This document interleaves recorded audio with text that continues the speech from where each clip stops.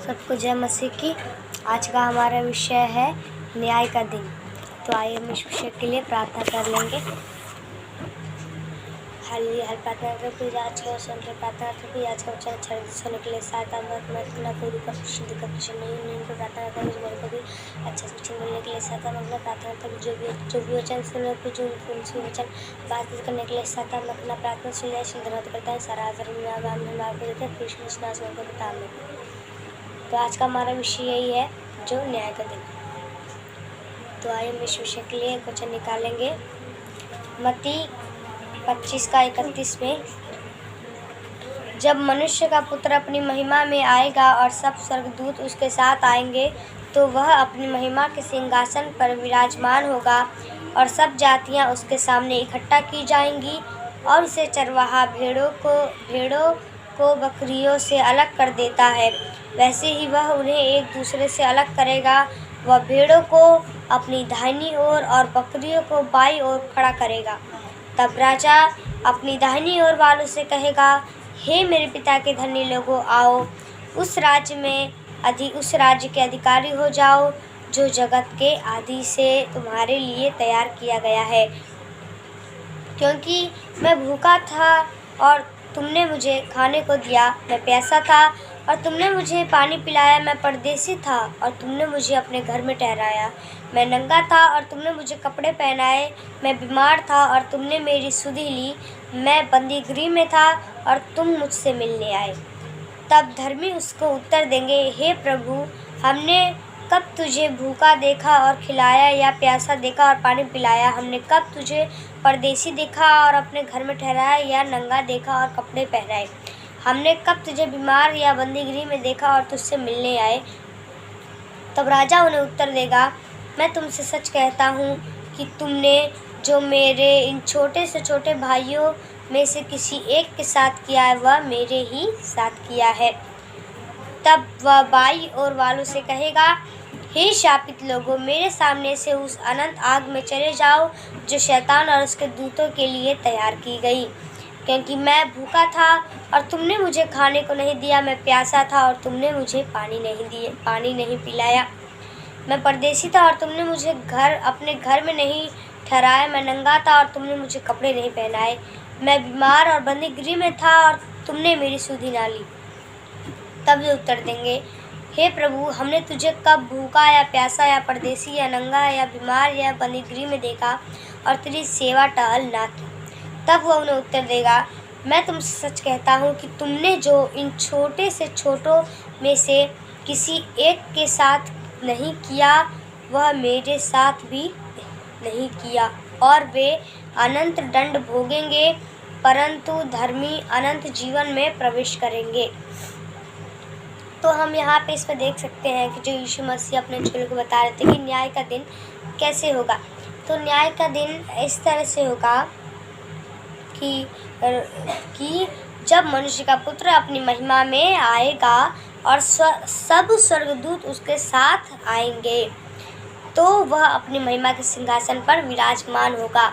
सब स्वर्गदूत हमारा यीशु मसीह के साथ आएंगे और वो अपने सिंहासन पर विराजमान होंगे और उन चरवाह और सब जातियां उसके सामने इकट्ठा की जाएंगी। और जैसे चरवाहा भेड़ों को बकरियों से अलग करता है, वैसे ही वे उन्हें एक दूसरे से अलग करेगा। वह भेड़ों को अपनी दाहिनी ओर और बकरियों को बाईं ओर खड़ा करेगा। तो हम यहाँ पे देख सकते हैं कि जो यीशु मसीह है, उन्होंने ये दृष्टांत बताया कि जैसे एक चरवाहा होता है, तो वो भेड़ों को अपनी भेड़ रहती है, बकरी रहती है, तो उन दोनों को जो अलग अलग करता है, तो ऐसे ही हमारा प्रभु भी जो धर्मी जन लोग हैं और जो शापित लोग हैं, उन सब को अलग अलग करेगा। और यहाँ पे जो लिखा हुआ है, तब राजा अपनी दाहिनी ओर वालों से कहेगा, हे मेरे पिता के धन्य लोगों, आओ उस राज्य के अधिकार हो जाओ जो जगत के आदि से तुम्हारे लिए तैयार किया गया है।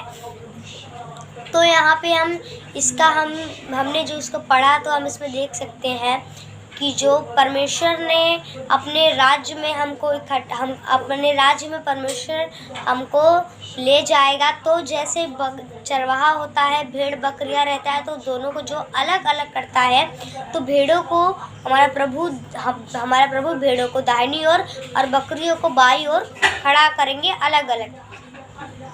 और प्रभु जो दाहिनी ओर वालों से कहेंगे कि तुम हे मेरे पिता के धन्य लोगों, तुम आओ और तुम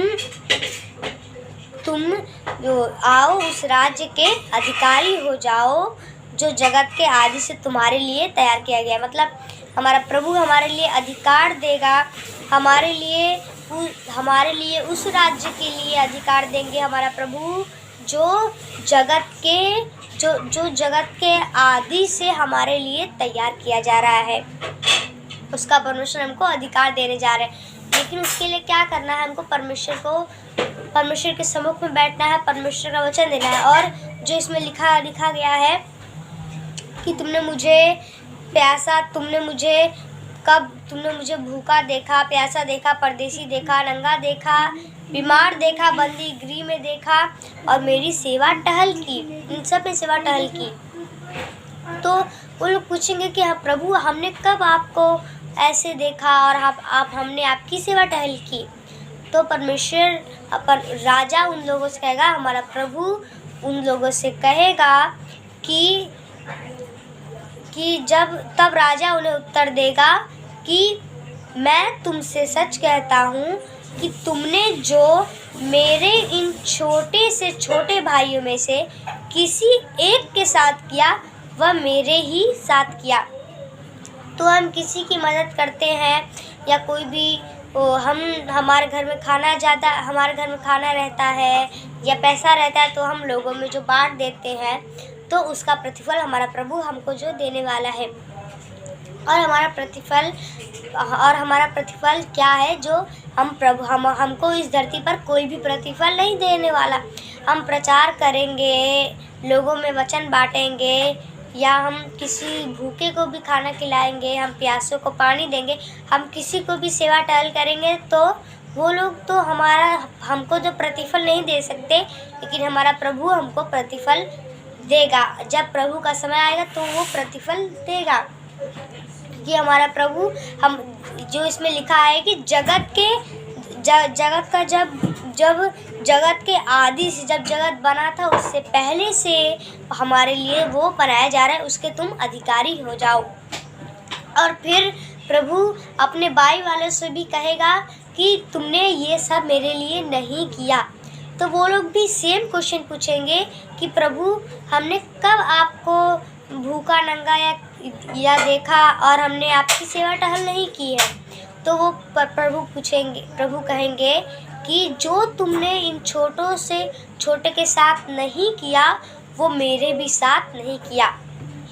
तो कोई ऐसा रहता है, कोई आ जाता है, जो कोई आता है जो अपना ज़रूरत के लिए, या कोई भी आता है तो हम उसको कुछ भी नहीं ध्यान देते, उसके ऊपर कुछ भी ध्यान नहीं देते, अपना पैसा कहीं और वो उड़ाते हैं या दूसरे जगह में खर्च करते हैं बेफालतू में। लेकिन उन लोगों को हम नहीं दे सकते।